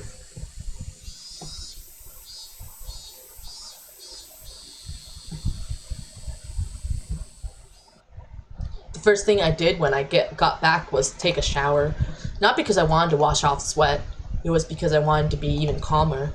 Yo, I took a shower this morning. It was a nice shower. I'm thinking about getting a haircut because each time I take a shower it's exhausting because I need to wash my hair thoroughly. There's three ancient by going about dumplings in my life. I like dumplings. Dumplings are good. There's a difference between steam. I like it steamed because it makes the outside all fluffy. But fried makes it all crispy, and both of them are valid and good. I don't want a war. I just want to live in dumpling harmony, okay? I fucking love dumplings. Can we all just agree that dumplings are delicious, and if you don't like dumplings, that's okay, because you're still valid, because even if you don't like dumplings, that's okay. I like a lot of food that other people really love, so I can't judge. But can we just not have a dumpling war about which one's the better dumpling? I like fried, I like steamed, I like dumplings. I don't like soup. Okay? I don't like soup. So dumpling soup is a no-go for me. Dumpling soup maybe for other people, but dumpling soup, no, not for me. Yeah, I fucking love dumplings as a mood, I agree. I so agree. Loving dumplings is a mood. If you love dumplings, clap your hands. I already understood this, but killing that man would be so very easy. The really hard thing would be not getting arrested for it, so we could get our peaceful days back. As I thought about it, I realized it wasn't easy. Japan's police force have the slightest arrest rate in the world. I would need to deceitfully pull off the perfect crime, and it couldn't be a half-hearted attempt. Still, it wasn't 100%. Even the best police force in the world couldn't have 100% arrest rate. I've read a lot of articles on trials with people brought up on false charges. They do a lot to determine whether they really were false accusations, but figuring out who the real criminal was is usually out of the question. They just stick with the false accusation because they're like, I don't want to do my job. I'm going to do this instead because it's actually pretty easy just to accuse this man, even though the evidence points to a different man, but we already got the man in question, so what does it matter? You know? Fuck those people. Go where the evidence lies, you motherfuckers. And that meant perfect crimes did exist. In fact, perfect crimes were sort of like works of art. They could even be respected and revered. You just had to look at the inundation of mystery novels everywhere throughout history. They dealt with all sorts of difficult-to-solve incidents, involving secret rooms and alibis and stuff, but they all wanted to show one thing. They wanted to show the beauty of a perfect crime. There was something divine in the flawlessness of the word perfect. Yes, perfect crimes were skills of the gods. And in the case, and in that sense, the serial freak deaths they were calling the curse of Oyashiro-sama, I understood. They must have been the works of gods. Each one appeared to have been resolved, but they couldn't stop it from happening every year. Yeah, skills belonging only to gods, those are perfect crimes. Is this the sound of the shower? It's not raining, it's the sound of a shower. We're in the shower right now. We're in his shower thoughts. And I thought I would be setting up my own crime before Oyashiro-sama's series of perfect crimes 4 years in the running. If I were to put it boldly, I was challenging a god. You were challenging an alcoholic drunk. Full-heartedness would be needed to make the decision, but I needed to be calm, cool, colder than ice to put that plan together. Kill him like a flame, but as systematic as ice. Starting now, I need to retain both of those ideas within me. Modeling my crime after a mystery novel wasn't actually a bad thing to focus on. Sometimes, kidnappings involving disturbing original methods that made it into the newspapers were used as basis for novels after the person was arrested. Stuff like that made it into the news. Day and night, for a very long time, mystery novel authors polished and refined their most fantastic artistic crimes. Imitating that could be a shortcut to planning the perfect crime in a short period of time. Of course, I hadn't read enough mystery novels to act all high and mighty about them. The one who really liked mystery novels was my mom. She'd read every well-known mystery novel from overseas, from past and present. Every time she watched mystery shows, she would always criticize them as having cheap tricks or being poorly thought out. I wonder what the perfect crime would mean to her. Geez, I wonder what he's doing in the shower. It's been so long. What guys are really doing in the shower? Thinking about murdering a man. What do I think the most well-done perfect crime in all of mystery novels I've read is? Yeah. Well, you read quite a lot of them, right? I figured you might know a lot about them. It's more fun to read them to find out. If I told you all the tricks right off the bat, they'd be no fun anymore. It wasn't like I was asking for my own amusement. She was deflecting the question, so I would somehow butter her up first and draw out an answer. Of course, Agatha Christie's And Then There Were None is my top recommendation. And Murder on the Orient Express used some great bold tricks too, of course. I didn't see it coming at all. Wait, was that the mom? Why the fuck was he saying, I'm gonna butter her up with his shit? But the mom's buttering herself up with the stuff that she already knows. I didn't want to know which novels you liked. I wanted to know about the trick that made you the most surprised. If it was really a perfect trick, the detectives wouldn't be able to solve the case, though. That was true. Then there'd be no point. Mystery novels are enjoyable because of the process of the mysteries getting solved. If it was unsolvable, it wouldn't make a very good topic for a novel. I get it. Yeah, you're right. If the main character can't solve it, it wouldn't be much of a story, huh? Was I being too simplistic? A mystery novel was basically a game. They were written so that you can get the goal so that you could solve the crime. But I couldn't use something so optimistic. It needed to be the be-all, end-all of tricks so that we could, without a doubt, return to our old lives.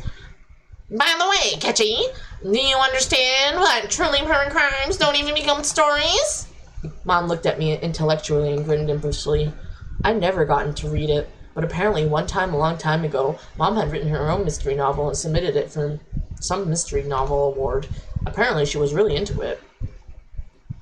This is why the only good stories on perfect crimes are from the point of view of the criminal. And then you find crimes where it's like, oh, we didn't solve it for one reason or another. Don't even become stories? What does that mean? Catchy! What are the essential parts of a story? A beginning, a middle, and an end? Correct! The beginning, of course, is especially important. If there is no beginning, then the story never starts. Well, yeah. If nothing happened, nothing would begin. Hi, B-Dad, welcome to Stream. Welcome. Thank you for joining. Hope you're having a nice day. Hello, hello. Right. Nothing happened, so there wouldn't even be an incident. Detectives wouldn't be called, so there wouldn't be any mystery. There would be no mystery, so there would be no solution. In other words, it would be the ultimate perfect crime. Wait a second. Could you explain that again? My mom just told me something absurd, and she was saying it so smoothly too, so I kind of tuned her out, but she said something extremely important just now. It's not really that difficult to understand. The incident just has to never come to light, that's all. Just has to never come to light? Yeah, you have to hide it like you have to hide a really nasty toe infection. I was gonna say something else, but I decided to change it because instead I went with toe infection. Enjoy. For example, how about this? Say there's an old man living deep in a forest nobody goes into. Uh-huh. And one day, the old man gets killed by an axe, see? And let's say the criminal was the old man's son, see? He went to the old man's house, and they were drinking together, but they got into a fight and he killed him. What an extremely cheap plot. It was an expulsive crime without a bit of planning. Oh, nice. Did you get to sleep at all? Did you just wake up? Are you going to bed? I hope you're good. I'm sorry that it's 4 a.m. Wow, it's 4 a.m. there? It's 4 p.m. here. It's becoming 5 p.m. though. Holy shitty. I'm doing well. I'm learning a lot about Sakoko's life, and I'm learning about making a perfect crime in this. It was But Catchy, the house was really, really deep in the forest. So deep in the mountains that nobody would ever go out that far. Then his hun would go back to town and say that the old man was doing fine. What about this is a perfect crime? Catchy, this incident would only begin when it was found out that the old man was killed. If nobody ever visited the old man's house after that, that beginning would never occur. The beginning would never occur? Woohoo! I slept at 12 a.m. I hate going to sleep and then waking up super early, and it's like, you only got like 4 hours of sleep. I hope you're able to nap later, because getting just 4 hours sounds really stressful. So basically, the story wouldn't start. The incident wouldn't come to light, and they wouldn't call in detectives, and nobody would be suspicious in the first place, so there'd be no mystery. They think so basically, the story wouldn't start, the incident wouldn't come to light, and they wouldn't call in detectives, and nobody would be suspicious in the first place, so there'd be no mystery. They think the old man was still living by himself deep in the forest, and the old man's face would appear in the sky, and that would be it. Something like that, you know? That's amazing! That's a pretty great trick! But it wouldn't be a novel. Mystery novels are for entertainment, after all. They can't be instruction manuals for perfect crimes. I was trying hard to talk cheerfully to fool her, but inside I was excited. I mean, if you were excited, wouldn't you still be able to talk cheerfully? You wouldn't need to pretend to be cheerful to fool her if you were excited, dude. But I don't know. Maybe, I don't fucking know. I don't understand. Oh, that's good. I'm glad you can function properly, even if you don't get enough sleep. I can sometimes function properly, but sometimes I start like dying, and I start falling asleep standing up or sitting down or doing whatever I'm doing. Imagine if I fell asleep streaming. I probably would fall asleep streaming. I could see myself doing that. Special tools, strange geography, mysterious drugs, traps involving huge sums of cash. None of them were needed to perfect crimes. The important thing was that there wasn't a beginning. As long as the incident didn't come to light, it would be fine. Speaking broadly, If I could kill him without anyone finding out and dispose of the corpse somewhere no one could find, it would basically already be a perfect crime. Of course, if someone up and vanished one day all of a sudden, people would get suspicious. But that didn't apply to this man. Last year, after their aunt died, he ran away from the village in fear of Oyashiro-sama. When the night of Demon Nagashi came around again, everyone would have to think that he ran away in fear again. I mean, he had been living with a lover of his in town. No matter what it felt like when he vanished, no one would be suspicious. People hated him after all. No one would care where he went if he disappeared. When I thought about it like that, it got easier and easier to imagine killing him. There was no point in thinking inside my house anymore. About 5 hours before I have to anywhere just to manage. Oh, I get that. 5 hours of sleep is a good amount of sleep too. 4 is a little less than a good amount. 5 is a good amount just to get like a burst of energy for the day. And then, but I crash. I crash hard. I crash easy. But yeah. I left, getting my bike out of the garage. For now, it didn't matter where I was going. I just rode through the wind, trying to calm my excitement by feeling the cool air on my body. Where I'd kill him, how I'd do it, what time, and how to dispose of the corpse. If I just had those 4 things, I could get a good plan going. I was so surprised at how little there was to decide that I shivered. I'd been completely prepared to build this humongous plan over a really long period of time, but if I could just get these little things in order, I could put it into motion. I used to be able to do all-nighters, but now I've been going to bed early and because I have gotten old. Old people don't be old. But yeah. I used to do all-nighters all the time. I used to be able to stay up for 24 hours. It was great. Like, I want to do a 24-hour stream someday, at some point in my life. But I need practice. I need to stay up, practice. But I have things I need to do in the morning, so I need to break my fucking sleep schedule. But I can't because I have classes in the morning that I can't be like, yo, fuck you. Today was Saturday. I would have to kill him on the night of the Demon Nagashi. So as long as I was standing in front of for Oyashiro-sama, I only had 24 hours remaining. Satoko, just hang on for 24 more hours. I can't even imagine having to suffer through even more, but please, hold out for a little longer. I know you can't even last another second, I know that, but please, just hold out. Your Nini will save you for sure. Bruh, you're not her Nini! You will never be her Nini! Outside, it was still early enough for the cicadas to be crying. Early afternoon.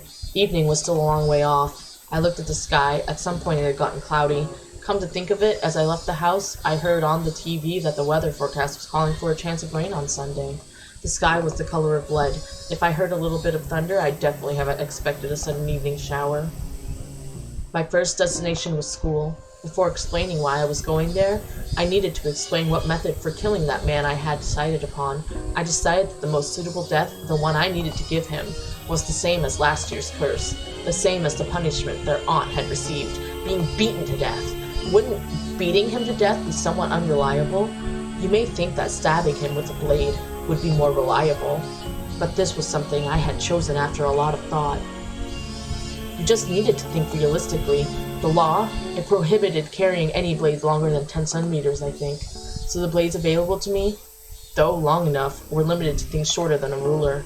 You could probably understand how tricky it would be with such a short reach to go up against an opponent that might fight back. In that case, using a weapon with reach would be far more effective. It might not be the same precision, but you just had to hit the guy until you killed him. Both options resulted in death. With that settled, what is the weapon with the most terrifying force behind it that is also easy to carry around? By this point, you should immediately think of a metal baseball bat.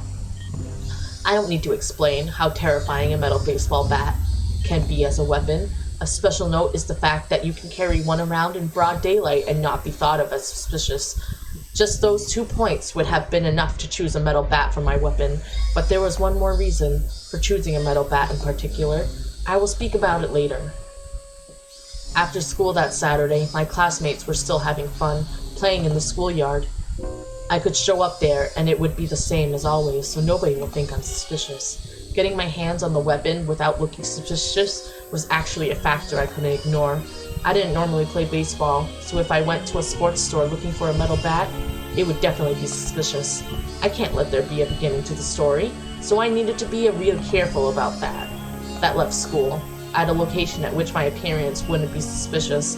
Don't be suspicious. Don't be suspicious. I would acquire the weapon. I checked inside the classroom through the window, but of course there was nobody there. The only students who would stay in there were me and the others when doing club activities. Without us, the classroom after school was just an empty, unused room. Without glancing around nervously, as if I'd just gone to get something I'd forgotten, I casually went into the entrance. It looked like the teacher was busy with paperwork in the teacher's lounge. I didn't see her in the hallway. Naturally, yet quickly as a shadow, I entered the classroom. The empty room was full of a strange, stagnant air that you couldn't feel normally. An empty classroom, with nobody here. Maybe while no one was around, the desks creep about of their own accord, licking the floors clean of dirt. If I suddenly stepped into a place like that, would the desks, in their surprise, fly at me, crush my bones, and eat me alive? That's ridiculous. I felt regret at wasting valuable thinking time on stupid delusions. The students' lockers were lined up in the back of the classroom. The one I was looking for wasn't my own. It was a forbidden locker, one I had accidentally discovered one day. Here it is. Hojo. This has to be it. If one person has one locker, then why would only Satoko have two? I'd made a fuss about it once. After that, I learned it was Satoshi's locker, and he had the same last name as her. But of course, even though it was a locker for a student no longer here, looking inside it was still a shameless act. But one time, I let my curiosity get the better of me and took a peek inside. Inside, it was average and worthless. At the time, I hadn't been interested, so until now I'd forgotten what had been in it. But now that I had, dare I say it, awakened, I remembered the thing that had been there.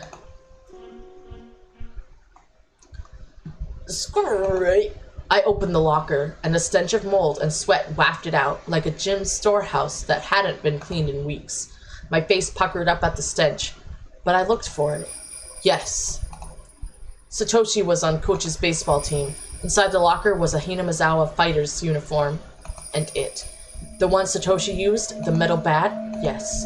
This was the reason I wanted to choose this bat. This murder would be carried out by me. But this wasn't originally my role. It was Satoshi's. But I would stand in for him and call myself Satoko's Nini. Satoshi having a Nini, while Satoko also having a Nini. They're both Ninis. It was one of the rules for standing in for him. I reached for the metal bat and grasped it firmly. It was light, and yet its tip had enough heft in it, enough to easily imagine the horror if I brought it down with all my might. Satoshi, I'll give you one last chance to save your sister. Lend me your strength. You're a coward, but I will stand in for you. So if you still care even a little bit about her, you will lend me your strength. There is no more suitable weapon in the world for putting that man to death than your bat. Now, I just needed to figure out where to hide it. Tomorrow, before the act, I would just stop by the school and grab it, because I couldn't ignore the possibility someone would see me bringing it home and think it was strange. But if I left it here, there wouldn't be a problem. Plus, tomorrow was Sunday. Not only that, it was the day of the biggest festival in the whole village. Nobody would be coming to school. I left out the entrance and went over to a construction vehicle parked nearby. We'd been warned by our teacher not to touch it just for laughs, so none of the kids would come near the vehicle either. They wouldn't, because if she found out they touched it, they'd be in huge trouble. I quietly hid it in the shadow of the vehicle. The chances of someone operating the vehicle tomorrow were slim to none, because tomorrow was Sunday. Government workers had the day off, and from what my classmates had said, the thing had been left here for years now. Machines that haven't been moved in years, you can't just suddenly start them up again, so I was almost definitely fine in this case. The sunlight was piercingly hot. My head grew faint for a moment. Had the heat been this harsh for the entire day? A moment of dull thoughts like this was a moment of carelessness. I gave myself a couple hits in the head, then looked around warily. Okay. Next, how to dispose of the corpse. Bruh's thinking about so much murder right now. So much murder.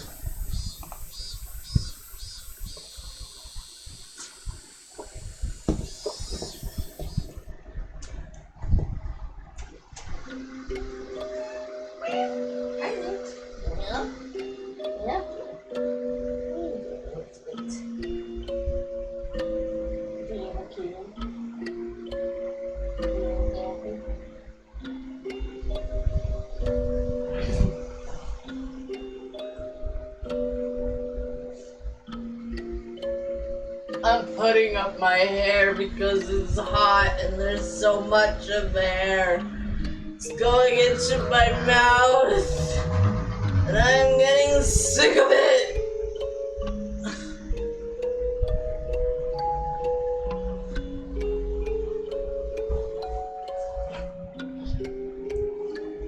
There. Disposing of the corpse, the ultimate way not to create a beginning, was to not let the corpse be found. It was even more important than killing him. Thinking on it vaguely, the first thing that came to mind was the swamp. Onigafuchi, the dreadful bottomless swamp revered even now that appeared in the legends of Onigafuchi village. Yes, the swamp called Onigafuchi was here first, and then the village took its name to become Onigafuchi village. In other words, this swamp was the origin of Onigafuchi village. No one, no matter who it was, would float back up to the surface of the bottomless swamp. Everyone would be swallowed down into the land of the demons below the earth. That was how the stories went. If I was trying to copy Orishiro-sama's curse, then I felt that theory demanded I discard the remains and the weapon into the swamp. But they may have said it's bottomless, but I didn't actually know. And people say large creatures like humans produce a lot of gas when they rot, granting a lot of buoyancy. It was why using fairly heavy objects to hold them people down didn't work. Come to think of it, with the curse the year before last, Rika-chan's mother drowned herself in this swamp. And the criminal behind the dismemberment that went missing this year, the year of the first curse too, it was rumored he tried to discard the body in the swamp and accidentally drowned in it. I never heard of the corpse coming back up to finding them. Then, shouldn't I choose to discard the corpse there too? I could discard the weapon there. And then, for example, if her uncle came out on a motorcycle and attacked, it would be convenient to get rid of the bike too. I knew that Satoko's uncle generally used a motorcycle for transportation, but as for the corpse...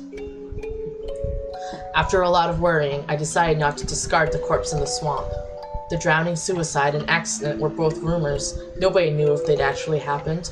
There were no lack of false rumors but about the drowning suicide anyway, and it was possible the murderer hadn't drowned there and was still on the run. That meant no one had ever confirmed a corpse being dropped in there and then not coming back up. Then what would I do with the body? I thought it might be interesting to go with the first incident, cut him to pieces and hide him, but the preparation and work for dismembering a human body would be difficult given the amount of time I had. With that out of the question, I arrived at the conclusion to go with the more orthodox method of burying the body. Then, where I would bury it was a question related to where I would kill him. Of course, I wanted to keep my time and proximity to the body at a minimum. With that in mind, I would want to dig the hole to dump the body in beforehand, and to make the location of the act and the hole close together. The choice of where to plan the crime, that I needed to be absolutely thorough with. It had to be somewhere nobody would witness it, and a place with hiding places for a sneak attack. I could dig a hole for the body right there. I go over the possibilities in my head of the various destinations her uncle would head to from Satoko's house. I imagined a map of the area in my head, and then I found a place that fulfilled those conditions so easily it was almost unbelievable. A bit of a back road that went through the woods. I didn't think her uncle would go deeper into the mountains of Yaguchi on a whim. If he was going somewhere, he'd pass through these woods first, and nobody used this back way unless they had something to do at Satoko's house or one or two other places. This path was fantastically ideal, as few people used it. I would wait for him in these woods. Would an ambush actually be possible? I went into the trees and tried really hiding myself in a few places. It was extremely quiet. My senses could be sharpened here to their maximum amount. I didn't know when he'd come, but I'd wait right here for Satoko's uncle. I actually had some trouble coming to that decision. The question arose of whether I should somehow call the man out. Was there a risk I'd be taking by luring him here? That man made Satoko do all the shopping and errands. He seldom left on his own business. He wouldn't leave, unless I worked out a plan to force him to, would he? That was the question. Tomorrow was the Wadanagashi festival. Would he go out for the festival, or would he stay inside? If he stayed inside, how would I drag him out of this house? That's right. Wouldn't he make Satoko go to the festival? Satoko would go to the festival. Meanwhile, I would call the man. This is the Okinomiya police station. We have the young lady from your house. Could you come and pick her up immediately? It didn't even have to be the police. This is the clinic. The young lady from your house has been injured. Please come and pick her up. Yes, that would work too. If I claimed to be the police or the hospital, told him to come and then hung up on him, he'd rush there trying to figure out what was going on, wouldn't he? And just the other day, he was visited by a probation officer. He wouldn't suddenly grumble about having to get his knees and not go. It would look like child neglect. The man had no skills useful around the house. Satoko, his slave, was an essential part of his daily life. Conclusion? If he went out to the festival, I would attack him here on his way back. If he didn't, I would lure him out by phone. If luring him out by phone was the first step I needed to be sure Satoko would go to the festival leaving the house, it would be convenient if I could make Mian take Satoko to the festival. She said her aunt was a district welfare officer, in other words, an ally to the probation officer. If I somehow incited Mian to take Satoko to the festival with her, well, being who she was, she'd use that fact and get her there. Satoko should just take a break and have fun at the festival with everyone. She should have a good time, reminisce on our former peaceful days, and when she went home everything would be over. Yeah, that would be the best outcome. With that decided, I needed to dig a hole somewhere in the woods to hide the body, so it wouldn't stand out, so it wouldn't be found. Someplace nobody would see me while I was completely exposed as I buried the corpse. I had wanted to be close to the scene of the crime, but it naturally grew farther away. Well, yeah. Of course it's gonna naturally go farther away unless you're an idiot. Deep in the bosom of the Black Forest, the voices of the Higurashi were the only sounds here informing me that people shouldn't indiscreetly set foot in this place. Digging a hole, huh?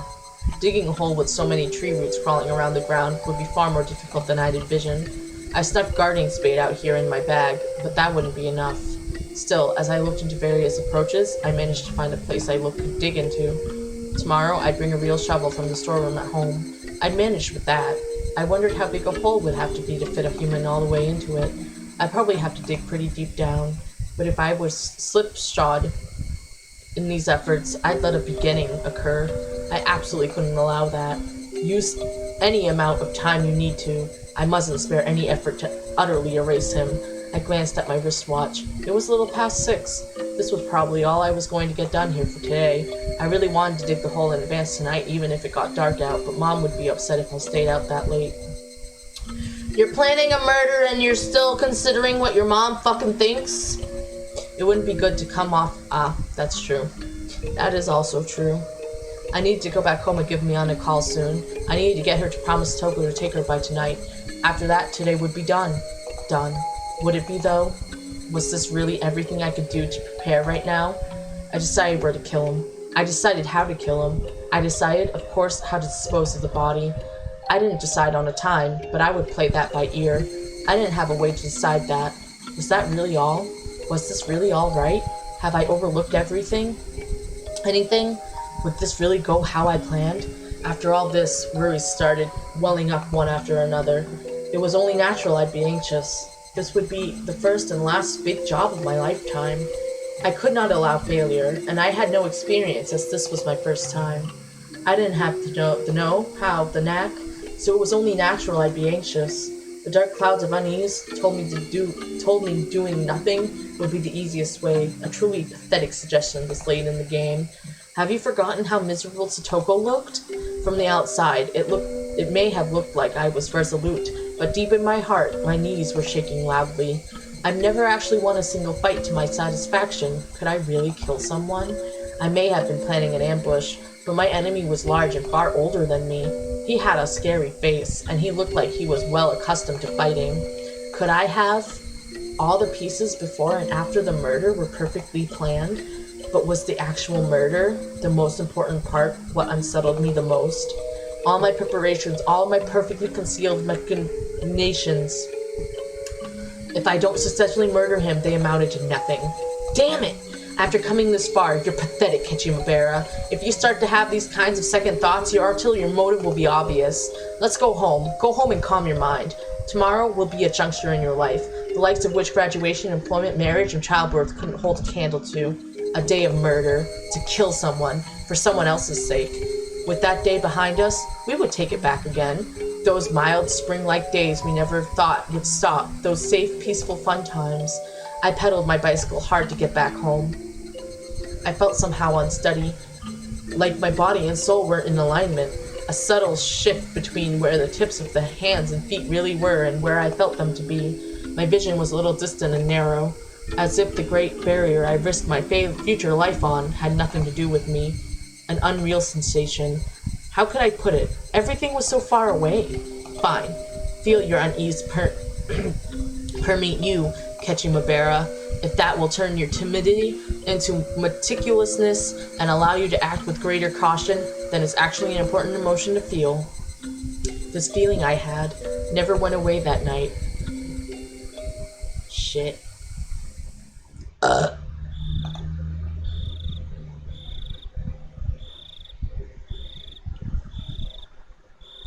It was the first time I'd been calling Mion's house.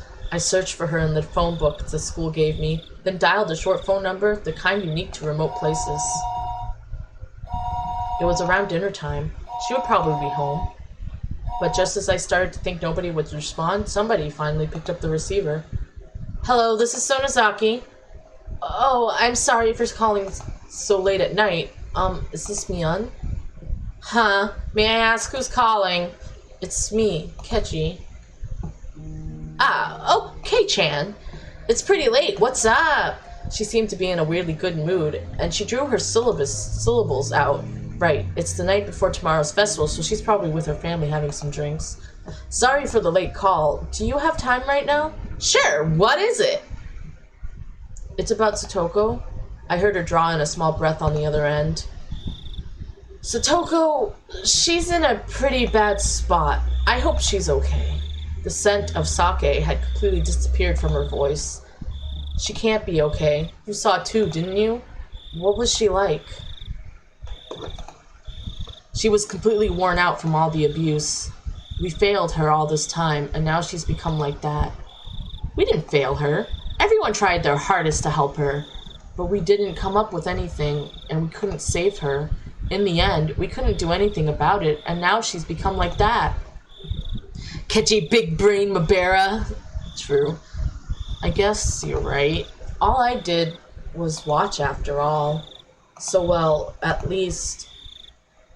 Couldn't we at least let her have fun for one night? Huh? Let her have fun? She's been so battered lately, you understand? That's why. I want you to take her to the Wooden Nagashi Festival tomorrow. I don't mind, but why? Why? I want to give her a breather at least for the festival night, you know? Even if it's just one night. If she can get away from her evil uncle, then I think she'll be happy, even if it's only for a little while. Yes, but why? Why? Why what? I was having a little difficulty understanding what Mion was asking me. Why, well... I mean, why don't you bring her, Kei-chan? Why do you need to ask me to do it? Mion was persistent about odd things. No, maybe it'd be better to say that she was sharp. I actually have something to do tomorrow. I can't make it to the festival, so I wanted you to take Satoko there for me. Something to do? It's nothing major. I'll probably finish quickly, but I might not be able to meet up with you all tomorrow. Hey, Mion, could I leave Satoko to you, just for tomorrow night? Mion took a long time to give her a reply. I got the feeling that Mion had been acting weird for a while now, like she was flustered by emotions or something. Hi, Panda Knives, welcome back. It's nice seeing you. I hope you were able to do everything that you needed to do. No. Huh? Was that a sob? Mion? Are you crying? I said no. I don't want to. I'm proud of you, Panda. To push this onto someone like me? I'm not trying to push anything onto you. It's just for tomorrow night. That was a lie. What? Mian, what was she talking about? Saying it's just for the night of Wananagashi, and then it was forever, liar. But I guess we're even, huh? I couldn't keep the promise I made with you. I left her alone all this time. I had no idea what to say to that. Mian was clearly now talking to someone other than me. I didn't know who. All I could do was listen to her in a daze. You never came back after that, and now you called me again to push her onto me? You're so unfair. Hey, you're Satoshi-kun, aren't you? Mian, what are you talking about? When I said her name, whatever spell was on Mian was released. I'm sorry. It's nothing. It's just that I got a phone call a lot like the one you're making now, a long time ago. Was it from Satoshi? Mian didn't answer. All I could hear were sobs coming through the receiver.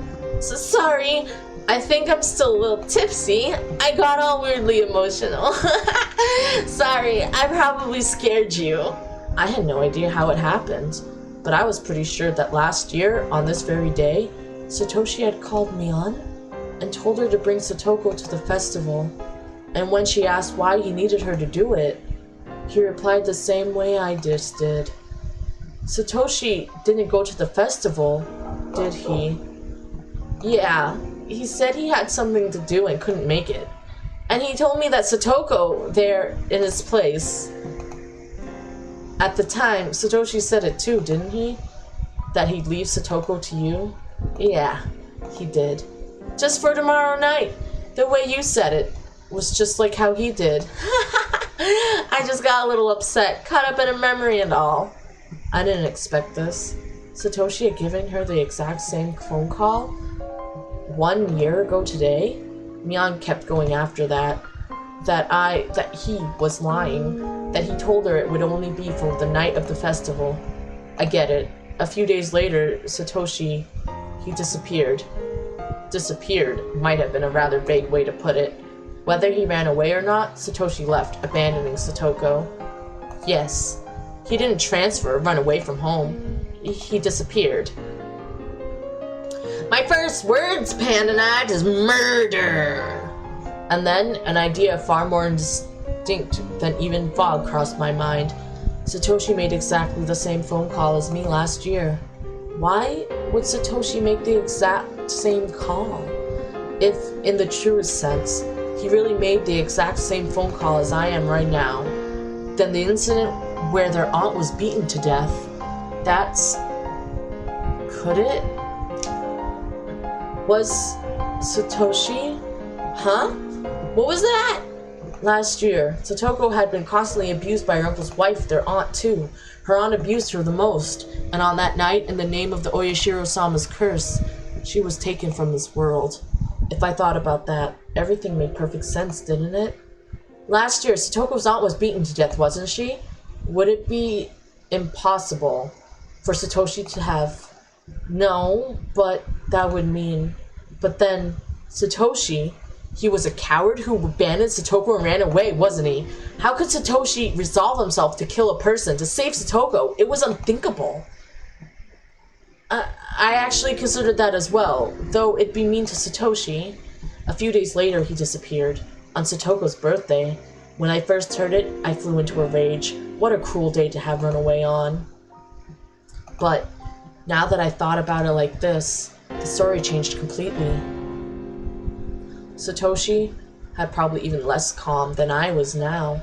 He was her big brother, related by blood, watching his little sister be abused day in and day out. Maybe that's why he couldn't keep calm. And that was why the corpse of their aunt, beaten to death, was so easily discovered. Satoshi lost himself in his anger and hadn't hidden the corpse. He'd permitted a beginning to occur. If the police conducted a full-blown investigation, it was easy to imagine they wouldn't take long to pin down Satoshi as the culprit. Satoshi. He wished for a return to peaceful days with Satoko, and though he achieved it for a time, he had been steadily driven into a corner. And then, he wanted to at least hold out until Satoko's birthday, but finally, they nailed him. At that time, Satoshi had been carrying the savings he'd amassed to buy Satoko a giant stuffed animal for a birthday present. He would buy the stuffed animal as her gift, and then get caught. Or he could use the money and disappear. That was the choice he had been forced to make. And he decided not to make Satoko the sister of a murderer. If that was the case, then it must have been an unspeakably bitter decision. All that money he'd saved wanting to see Satoko happy, he had to use it to make her sad, and he used the savings and disappeared. To Tokyo, if the rumors were true. Was that how Satoshi disappeared? I don't know. That Oishi guy seems to think that way, though. Oishi? Had he been slowly driven into a corner by that repulsive man's pig-headed pursuit? The circumstantial evidence is all there, but I think your deduction is wrong. They caught some crazy drug addict somewhere in the prefecture, and he apparently turned himself in for the crime. That was right. The deviant had confessed, and the incident was solved. They said he really was just a crazy person and that he had no ties to Hinamizawa, and no relationship with Satoshi, of course. I mean, I have a pretty hard time believing the guy would lie in Satoshi's place. You couldn't just arbitrarily decide that, like that. You never know where or how humans are tied together. If that guy took the blame, then it was the perfect crime. Of course, if it was really a perfect crime, there would have been no reason for Satoshi to vanish. Plus, I don't think Satoshi had that kind of money to run away. That day he withdrew all his savings. No matter who I tell this to, nobody believes me, but that stuffed animal he said he was buying for Satoko? It was gone from the display, sold. It must have been Satoshi. Wait a minute. If he didn't use the money to flee and bought the stuffed animal instead, he would have gone back to Satoko, wouldn't he? It seems unbelievable he'd buy it and then disappear without having given it to her. Yeah. So, now I don't know what happened. It would be one thing if he had the money, but if he used all his savings on it, he'd be totally broke. You can't live a life on the run without money in this world. I didn't get it. After all that, I was understanding Satoshi less and less. The two of us fell silent. I couldn't remember how we even got on this topic. Sorry. I think we got off topic. Satoko, right? Don't worry. I actually already invited her. Huh? You serious? When everyone went to the shrine to prepare for the festival, we started talking about getting Satoko to the festival itself. So then I used the phone at the assembly hall to invite her. Her uncle was acting distant and didn't seem to care at all, but in any case, we got the okay from him. We decided to all meet up and go together tomorrow. You okay with that, Satoshi? Stupid. I'm not Satoshi. I was a little relieved. I hadn't needed to make the phone call. Satoko had already been invited to the festival, and not in a way that smelled of blood, a way to leave her uncle alone to create time for me to kill him. They purely wanted Satoko to enjoy herself, so they invited her. In the end, it was the same, but I was happy for that slight difference. Sorry, I guess I didn't need to call then. First yesterday, now today. Sorry for, saying such weird things. Just forget about it. No, I'm the one who should apologize. Losing it like that isn't like me. I'm really sorry. We apologized to each other for a little bit. Alright, I'll be going now. Good night. What did you have to do? As if interrupting our parting words, Mion struck straight where it hurt. Or is it like with Satoshi, where you can't say? Stupid. I keep telling you, I'm not Satoshi. Yeah, I know that. I deflected her with a response that wasn't really an answer. Mion didn't hound me anymore after that. Alright, this time for real. Good night. I don't know why you're giving me the same phone call as Satoshi-kun did, but yeah, never mind. I'm sorry. Good night. I'm hanging up. Click. Satoshi Hojo. Just who are you? I scorned you as a coward who ran away abandoning his sister. I always thought you didn't have the right to call yourself her Nini, but now I didn't know what to think. Oyashiro-sama's curse on the 4th year? their aunt's death and Satoshi's disappearance, and now me trying to carry out Oyashiro-sama's curse on the 5th? Oddly enough, what I was going to do overlapped perfectly with Satoshi, the day before the curse. No, that wasn't all. If we start back from Satoko being abused, then I'd been overlapping with Satoshi for days already. When I talked to Mion before, she asked me if I was Satoshi. If that was the first impression a third party like Mion got, then it probably was true. Then, as Satoshi had accomplished, I would succeed in the murder. But that was the extent to which we overlapped.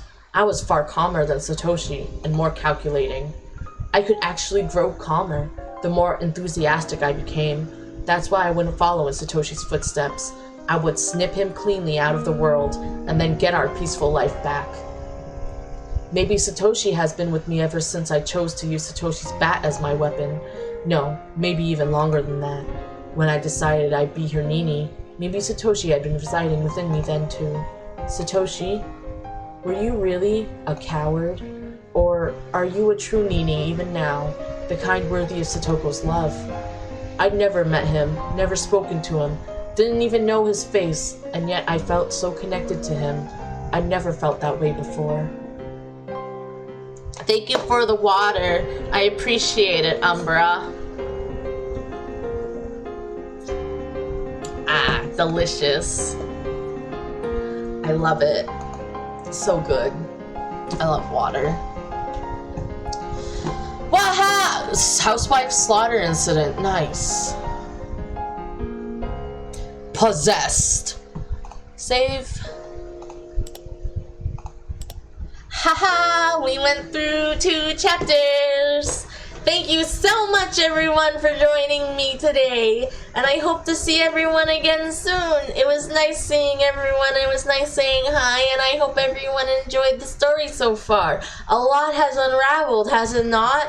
Like, fuck. Like, I guess we're gonna save Saturko by murder. So, I guess next chapter's gonna be Wananagashi Festival. So, thanks everyone for joining me, and thank you so much for being here, and I hope to see everyone again soon. Bye-bye for now. Bye-bye, bye-bye, bye-bye.